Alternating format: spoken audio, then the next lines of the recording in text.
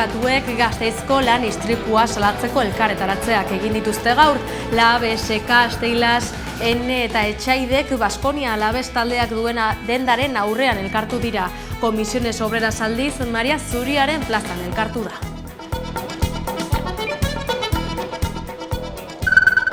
Arratsaldeon, Gotzone Sagardui sailburu ohia ospitale pribatu bateko goi kargua izango da, sailburutza utzi eta gutxira. EH Bilduk izendapena oso larritzat jo eta sorpresarik ez dela adierazi du. Argi dago, esango nuke Euskal Herria Bilduko kideak gaur konpartitzen dugula herritar askok bizi duten sentipen hori, ez? Eta da, batetik haserrea, horrelako gertakarien aurrean, baina baita ere sorpresarik ez izatearena, ez? Tamalez olako gertakariak ematen dira, eman izan dira, eta seguru asko ez dakigu, baina ez dira lehenak izan, eta agian olako gauzak normalizatzen baldin badira ez dira azkenak izan, ez? Arostegia hirigintza proiektuaren lanen aurka egindako protesta ekintza batzuengatik 20 urteko espetxe zigorra eta 56.000 euroren isunak eskatzen dizkiete 7 herritarri.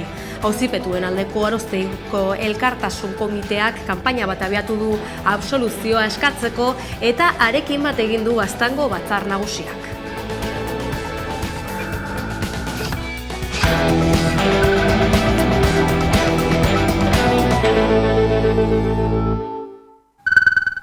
Ongi etorri guztioi, Baztango batzar nagusiak sostengua adierazi die 2021 urtean Arostegiko obrak gelditzeko asmoz kanpaldia egin zuten 7 lagunei 20 urteko espetxe zigorra eta 56.000 euroren isunak eskatzen dizkiete. Era berean, otsailaren batean Iruñan egingo den manifestazio nazionalarekin bat egin du. 7 pertsonei 20 urte arteko espetxe zigorra eta 56.000 euroko isunak eskatzen dizkiete Lekarozko Arostegia hirigintza proiektuaren aurka protesta egiteagatik. Arostegiko elkartasun batzordeak kanpaina bat abian jarri du bere absoluzioa eskatzeko, Baztango batzar nagusiak babestuta. Erakundeak joan den urtarrilaren 2an onetsi zuen auzipetuen aldeko mozioa.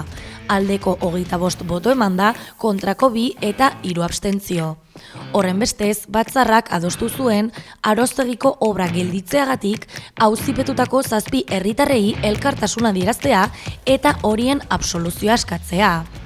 Jazarpen judiziala eta ekonomikoa salatu dute, eta herritarrek beren etorkizunari buruz erabakitzeko duten eskubidea defendatu dute, hirigintza inposizioen aurrean. Arostegia proiektuak 228 etxebizitza, hotel bat eta golf zelai bat aurreikusten ditu. 2015ean izapidetu zuen Nafar gobernuak eta bertan bera utzi zituen Baztango udalak lur horietan zituen eskumenak. Baztango batzordeak eta batzar nagusiek proiektua bertan bera uztea eta nekazariei lurrak itzultzea eskatu dute. Gainera, Baztango udalak otsailaren batean Iruñan manifestazio bat egitea babestu du. Auzipetuen absoluzioa eskatzeko, dagoeneko Baztango hainbat herriren babesa baitu.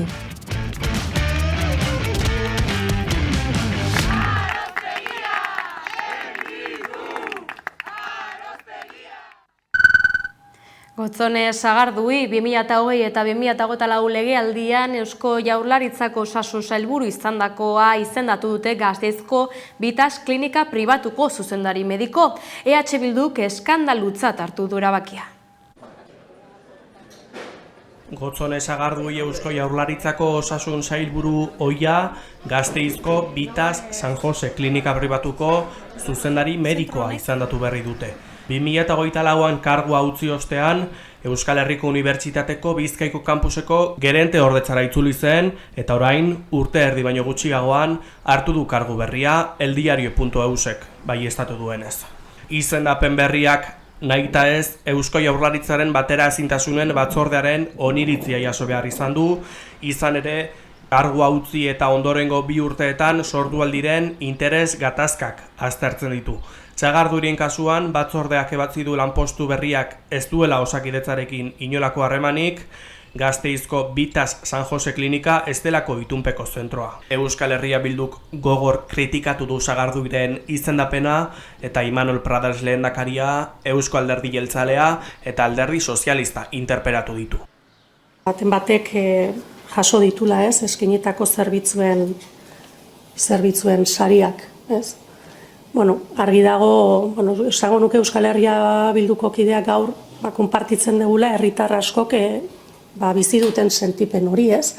Eta da, batetik asarrea, ez? Horrelako gertakarien aurrean, baina baita ere, sorpresarik ez izatearena, ez? Tamalez olako gertakariak ematen dira, eman izan dira, eta segurazko, ez dakigu, baina ez dira lehenak izan, eta agian gaulako gauzak normalizatzen baldin badira ez dira azkenak izango, ez? Jakin nahi duguna da horrelako izendapenak edo horrelako prozesuek bat egiten duten Imanol Pradales lehendakariak legislatura honen, legealdi honen hasieran planteatzen zuen itun etiko horretin. Itun etiko horretan planteatzen zen, ez? Ejemplaridadez aritu berginela politikan, interpelatu egin nahi ditugu, bai Pradales lehendakaria, bai Eusko Alderdi Jeltzalea eta bai Alderdi Sozialista honen inguruan duten iritzia azaldezaten, ze uste dut oso garrantzitsua dela momentu honetan. Euskadin obesitateari eta aurren... Dena den, egon badago aurrekari bat. Jon Darpón sailburu ohiak ere dimisio eman ostean, geraltia seguru etxe pribatuan hasitzen lanean. Urterolez manifestazio nazionalera deitu du sare herritarrak hilaren 11-arako. Begoña Atxa sare herritarreko bozera mailarekin izan da 11 telebista. Entzun.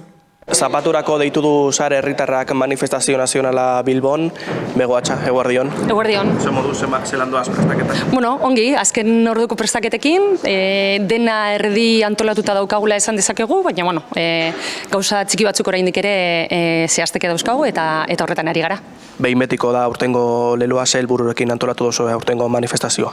Betiko helburuarekin ez, baina batez ere lema horrek esan nahi duena da, batez ere badela garaia behin betiko gatazka gainditzeko eta presoen aferari irtera emateko, ez? Eta ze argazki dekogu gaur egun presoen arira? Egun 140 preso daudela esan genezake, datuak gora eta bera egiten dute ateratzen diren heinean, baina gutxi gora bera 140 preso bat izango dira, eta helburua da hemendik eta aurrera legedia onartu den legedia aldaketekin eta azken finean salbuespen lege eta politiken bukaera horrekin datu horiek edo zenbaki horiek gutxitzen joatea, ez? Helburu hori da eta manifestazioen helburua hein handi batean hori ere bada, ez? Esan duzu bai badala helburu bat festa eta aldarrikapena nolabait nahastea? Bai, ala sarek egiten ditugun gure egitarau guztietan beti festa eta aldarria izaten ditugu printzipio nagusi moduan, ez? Ez dagoelako, uste dugulako ez dagoelako modu hoberik aldarri bat bideratzeko, ez? Festa giroan, alaitasunean eta guztion parte hartzearekin. Hortxe Bego Atxaren berbak, zapatuan arrastiko 7:00, 5:00, hasiko da manifestazioa Bilbon. Sare herritarrak larunbaterako deitu du urteroko manifestazio nazionala, behin betiko lelopean hainbat izango dira pankartaren atzean, izango direnak. Manifestazioaren aurretik pankarta bat egongo da, eta hauek izango dira pankarta eramango dutenak. Rosa Rodero, Ane Muguruza, Emil Martín, Martxelo Otamendi, Garazi Jatz, Arantza Aldezabal, Amaia Izko, Eva Ferreira, Patxi Bizkert, Jose Luis Elkono, Rafael Larretzea, Joseba Azkarraga eta ni neu, Bego Atxa. Bilboko kaleak hartuko dituzte milaka pertsonek eta azpimarratu nahi izan dute ez dela izango aldarrikapen politiko bat. Mobilizazio hau presoen kolektibo baten eskubideen aldeko aldarria da. Haien eskubideak urratzen jarraitzen baitute. Giza eskubideen aldeko aldarria da. Horrela bakarrik uler daiteke, sare bezalako elkarte batek urtez urte, dozenaka, 1000 pertsona kalean bete eta bidegabekeriak gabeko bakea eskatzea. Euskal presoen eskubideak berriz aldarrikatzea eta indarkeriaren biktima guztiei zor zaien errespetu eskatzea izango dira egun honetan bidelagun. Behin betiko, bai, ordua da, konfrontazio eta sufrimenduaren hamarkadetako ondori guztiak zigilatzeko garaia da. Horiek horrela sarek 500 voluntario inguru mobilizatuko ditu larunbatean, Lakasiatik udaletxera arteko bidea zaintzeko, besteak beste. Alderdi politikoek eta hainbat elkartek eta sindikatuk bat egingo dute manifestazioarekin eta EH Bilduk esaterako Arnaldo Otegi, Gorka Lejabarrieta, Peio Txandiano eta Laura Aznal bidaliko ditu Bilbora, eta era berean bizunketa nazionale jarri du martxan sarek euskal jendartari eskatzeko dirua euren lana egiten jarraitu alizateko. Hitzordua beraz, hurrengo larunbatean, arratsaldeko 5etan, Bilboko Lakasiatik.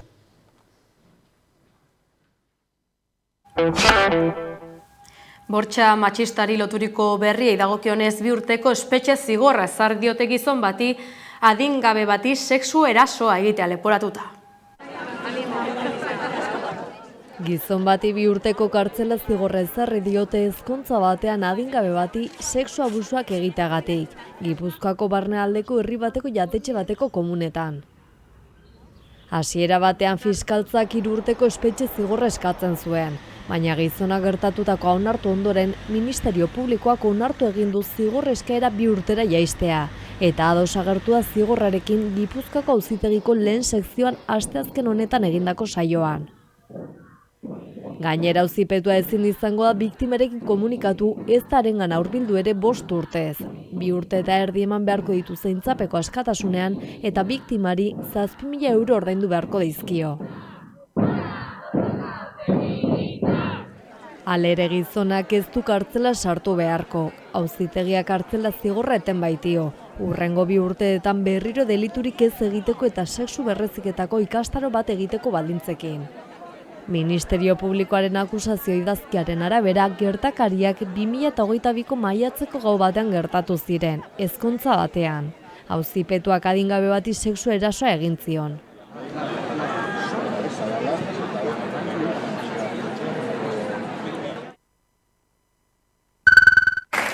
Bigarrenez, justiziak atzera bota du Laure Satxeloren senarra aske uzteko bigarren eskaera. Lau Satxelo urruñatarra desagertuta dago 2024ko ekainaren 21etik. Emaztea erail eta gorpua desagerrarazi izanaren susmagarri da Alexis Jureti, 53 urteko gizona.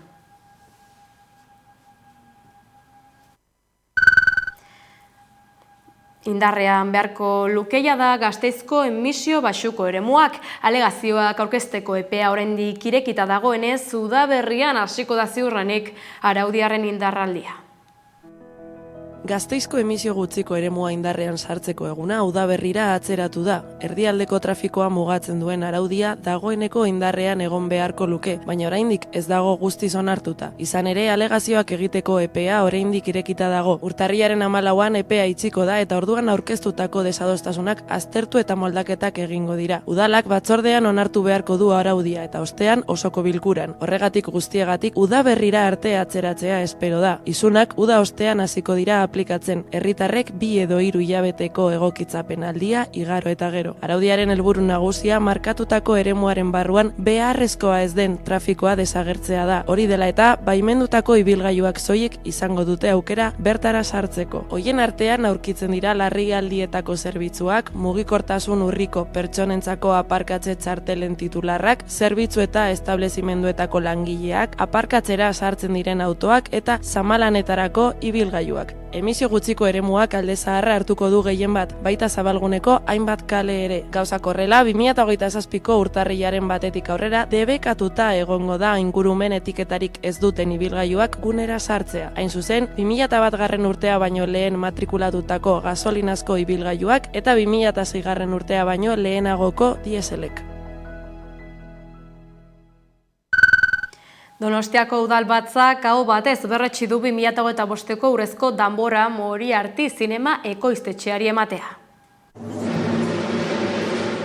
Gero eta gutxiago gelditzen da San Sebastian egunerako, eta dagoeneko hilabete igaro da urtengo urrezko danborra eta hiritar merezimenduaren dominak nor jasoko dituen iragarri zutenetik. Bada Donostiako udalbatzak ezoiko bilkura egin du 2025ko hautagaitzak berresteko.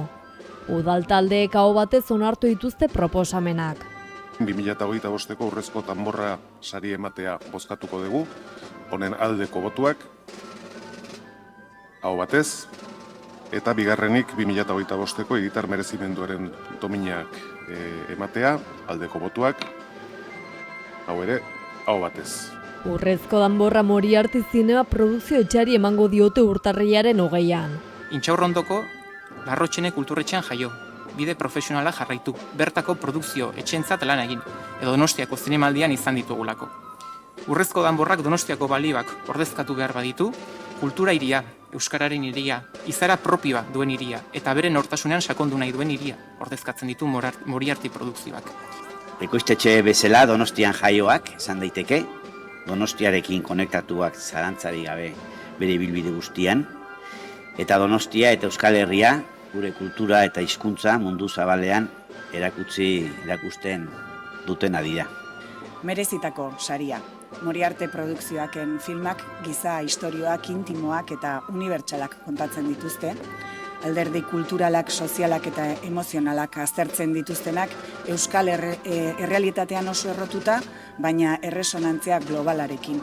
Zorionak eta eskerrik asko Moriarty produkzioari, munduari esateagatik zinema dela tresnarik onenetakoa, mugak fisikoak eta mentalak gainditzeko. Eta eskerrik asko gure hiriaren izena gorenera eramateagatik, garenaz gozatuz.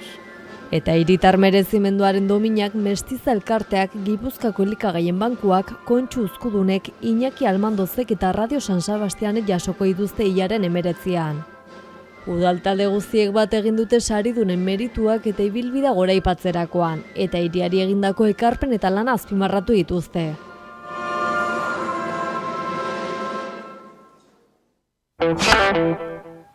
Gasteizen zendu da urten lanean hildako lehen langilea. Alabes Baskoniaren egoitza eraikitzeko lanetan hil zen Martitzenean 51 urteko langilea. Elkarretaratzea egin dute gaur eguerdian hainbat sindikatuk. Aurten gertatu den lehen lan heriotza salatzeko elkarretaratzeak egin dituzte sindikatuek. 51 urteko langile bat hil zen asteartean Gasteizen. Ez beharra, Baskonia Alabes taldeen futbol zelai berria eraikitzeko lanetan gertatu zen, ondea makina batek harrapatuta. Gizonak, zikotz enpresak azpikontratatutako Eskabaziones Mendiola enpresarentzat egiten zuen lan. Sindikatuen hitzetan onartezina da egunero lantokira joateak bizitza arriskuan jartzea. Horregatik, enpresei eta administrazioari neurriak hartzeko eskatzen diote, lan heriotzak saihesteko. Era berean, lan istripuek langileriarentzat duten garrantziaz jabetzeko deia egiten diote gizarteriari. Queremos volver a pedir por enésima vez la involucración de empresas, de administración, para acabar con esta lacra, para acabar con esta sangría continua de fallecimientos. Gasteizko udalak sindikatuekin bat egin du lan prekarietateari aurre egin behar zaiola nabarmenduz, eta laneko segurtasunak lehentasuna izan behar duela edozein lan motatan adieraziz. Langileen aferekin segiz, hilabete erdi inguruko etenaren ostean Ekirozko BSH-ko beharginak lantegira itzuli ziren atzo. Jakinarazi dutenez, konpainiaren langile batzordea ez da ostiralean Madrilen egingo den bileran izango. BSH-ko enpresa batzordeak iragarri du ez dela joango ostiral honetan Madrilen egingo duten bilerara. Naiz eta hasiera batean Eskirotzeko langileak Madrilen egongo zirela konfirmatu zuten, azken orduan Nafarroaren gobernuan konfiantza osoa uztea erabaki dute. Atzo iragarri zuten multinazionalak bi zuzendari alemaniar bidaliko dituela. BSH-ek azken hilabetetan Nafarroko gobernuarekin biltzea saihestu duen arren, batzordeak erabaki du gobernuaren bitartekaritzan konfiantza osoa izatea bilera horretan. Bileran Christian Prenzel BSH-ren Europako zuzendaria eta Joer Ulrich munduko ekoizpen arduraduna izanen dira. Maria Txibite Nafarroko gobernuko presidentearekin eta Jordi Ereu Espainiako industria ministroarekin batera. Langileek halaber elkarretaratzea eginen dute ostiralean bertan eskirotzeko lantegiaren aurrean. Mikel Irujo industria sailburua bileran egonen da ere eta berak adierazi duenez, gobernua BSHek ixteko erabakia atzera bota dezan saiatuko da. Gure helburu nagusia izanen da bilera horren hildoan izango da erabaki hau atzera botatzea. Uste hasteko ez gaude multinazional honek hemen daukan faktoriak ez gaude ekonomiko arrazoi baten aurrean. Arrazoiak Europatik kanpoko lehiakideen, Turkia eta Txina esaterako, lehiakortasunaren galerarekin lotuta daudela gaineratu du Irujok. Gainera BSH berregituraketa bat egiten ari da. Italiako fabriken salmenta eta Alemaniako beste baten itxiera barne. Irujoren ustez, Nafarroak soldata baxuagoekin eta prestakuntza egokiarekin abantaila lehiakorrak eskain ditzake Europako iparraldearen aldean.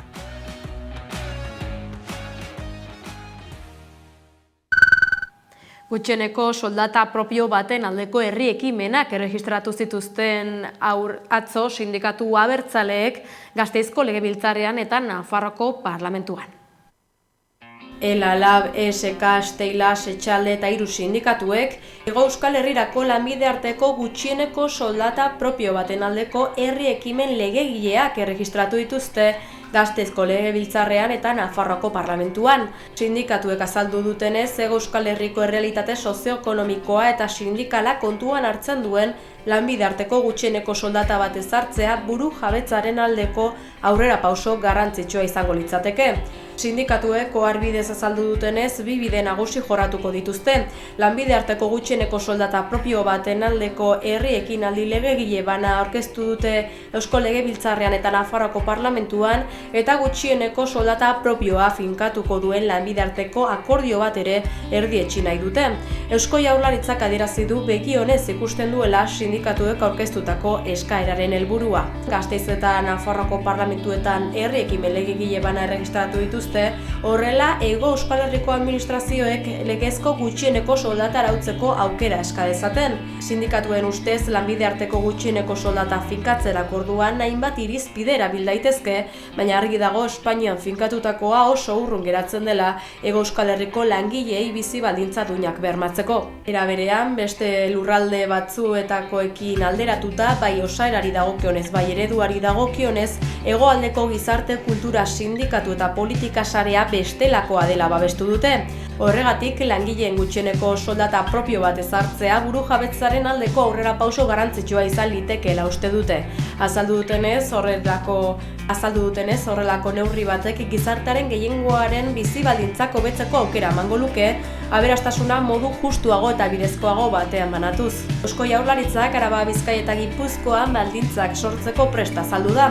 Herri ekimen legegileari errespetua adierazi dio Mikel Torres Ekonomia, Lan eta Enplegu sailburuak. Hala baina ditzera manduenez, autonomia erkidegoan hitzarmeneko gutxieneko soldata lortzeko bidea lanbide arteko akordioa da eta Euskal Autonomia Erkidegoak ez du hori finkatzeko eskumenik oinarrezko legedia delako. Ezagutarazi duenez, Lakuako gobernuak konpromiso politiko irmoa du eragile sozialen arteko lanbide arteko akordioa lortzeko baldintzak sortzeko. Kultur arloragoa zorain, Euskaldunak ere badira munduko mural honenaren lehiaketako finalisten artean. Ikusi.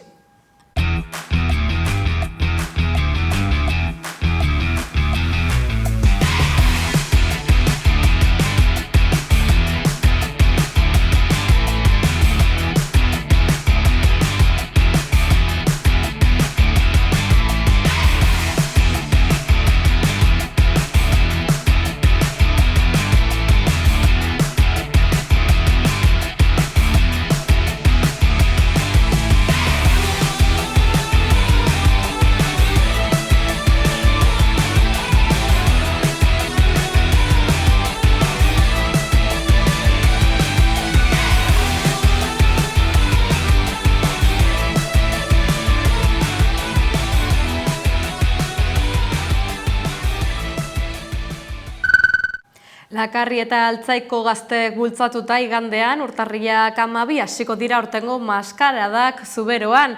Guztira 12 emanaldi egingo dituzte martxoaren 30 arte. Ez galdu.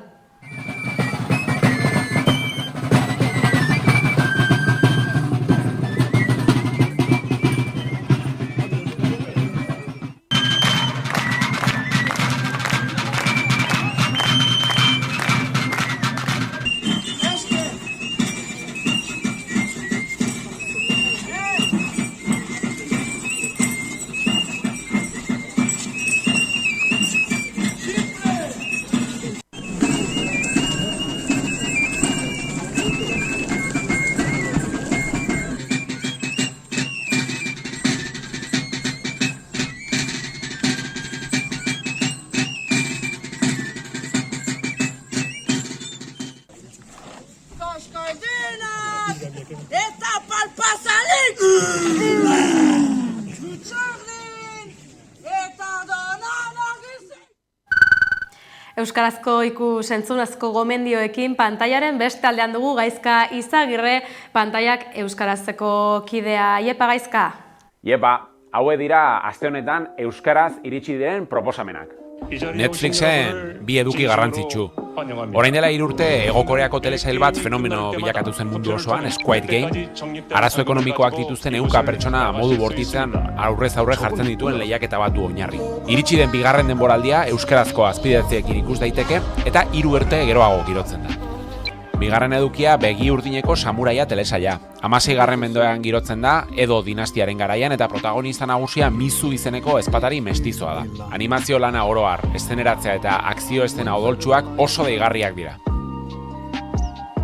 Prime Video plataforman aldiz, komedia romantikoak maite dituztenentzat euskaraz bikoiztu dituzten 2 film. Lehenengoa Hondamendia betirako da, estatubatuarra, eta bigarrena Zure errua, mundu osoan arrakasta izan duen Nere errua filmaren sekuela. Max plataforman iritsiera Arrival Denis Villeneuven maixulana, estralutaren ontziak lurrera iristen hasten direnean agintariei militar gorenek laguntza eskatuko diote Amy Adamsek gorpuzten duen hizkuntzalari aditu bati. Estralutarrak bakean datozen edo mehatxua ote diren jakiteko. Eta animazio eta superheroiak gustoko baituzue apuntatu honako izena. DC Supermaskoten Liga. Krypto supertxakurra eta Superman lagun bana ezinak dira, eta superbotere berberak dituzte eta elkarrekin borrokatzen dute krimenaren aurka Metropolisen. Amaitzeko, primeranen, emakume pilotariak 1926 telesaila, 20ko hamarkadan girotua, Txelo Idoia eta Itzi pilotari profesionalak dira protagonistak. Garai hartan baina emakumeek ez zuten askatasunik eta ezin zuten anbiziorik izan. Hori izango da seriaren abiapuntua. Gogoratu, euskarazko estreinaldi guztiak zerrenonikusi.eus webunean topatuko dituzuela. Gure koizpenei dagokionez bihar estreinatuko da Bizi Musika euskarazko bideoklipen saioaren atal berria. Ez galdu.